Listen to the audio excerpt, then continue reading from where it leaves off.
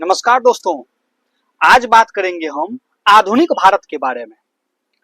1857 की क्रांति से स्वतंत्रता संग्राम तक बात करेंगे। भारत का इतिहास विभिन्न संघर्षों और विद्रोह से भरा हुआ है, जो देश को अंग्रेजी शासन से मुक्त कराने के लिए लड़े गए थे।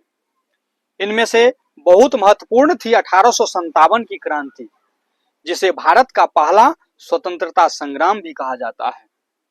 इस क्रांति ने भारतीय जनता में आजादी की भावना को जगाया और स्वतंत्रता संग्राम के नींव रखी। इसके बाद भारतीय राष्ट्रीय आंदोलन ने कई संगठनों, संस्थाओं और प्रमुख नेताओं के माध्यम से स्वतंत्रता के संघर्ष को आगे बढ़ाया।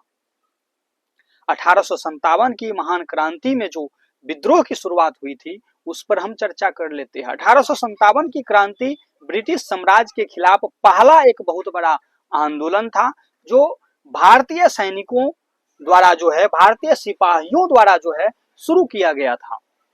इस विद्रोह का मुख्य कारण अंग्रेजों द्वारा भारतीय सैनिकों के साथ होने वाले भेदभाव और उनकी धार्मिक भावनाओं का जो अनादर किया था वह था।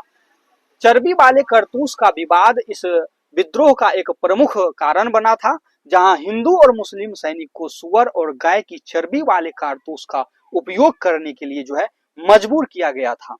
यह घटना सैनिकों की धार्मिक भावनाओं को ठेस पहुंचाने वाली थी और विद्रोह की चिंगारी बन गई थी। हालांकि यह विद्रोह केवल सैनिकों तक सीमित नहीं रहा, जल्द ही यह उत्तर भारत के विभिन्न क्षेत्रों में फैल गया और किसान हो, जमींदार हो और आम जनता ने भी अंग्रेज के खिलाफ हथियार उठा लिया था।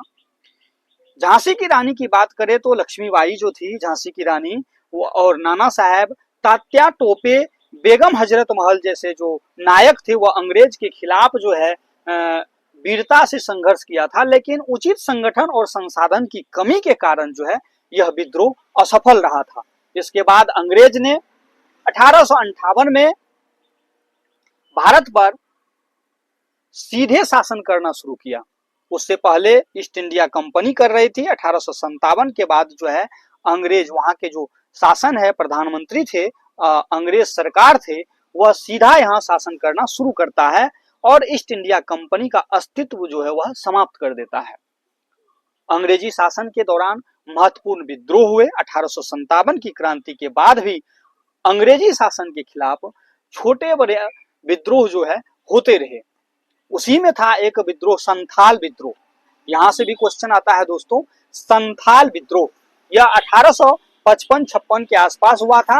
यह विद्रोह बंगाल के संथाल समुदाय द्वारा किया गया था, जिन्होंने अंग्रेजों और जमींदारों के अत्याचार के खिलाफ लड़ाई लड़ी थी।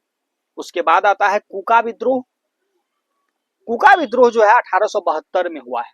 पंजाब के सिख कूका समुदाय ने अंग्रेजी शासन और उनके कठोर कानून के खिलाफ विद्रोह किया था। उसके बाद आता है तीसरा बास्को विद्रोह 1881 में। यह विद्रोह, बास्को विद्रोह, असम में हुआ था। यहाँ के स्थानीय आदिवासी समुदाय ने अंग्रेजों के द्वारा थोपे गए जो कानून और अत्याचार के खिलाफ यह भी विद्रोह किया था।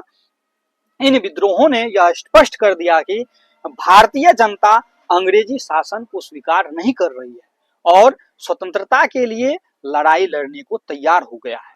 1857 की क्रांति के बाद भारतीय स्वतंत्रता संघर्ष एक नए चरण में प्रवेश कर गया। अब यह लड़ाई केवल हथियार की नहीं रही, बल्कि विचारधारा, संगठन और राजनीतिक जागरूकता की हो गई थी। भारत में धीरे धीरे अंग्रेजों के खिलाफ राजनीतिक चेतना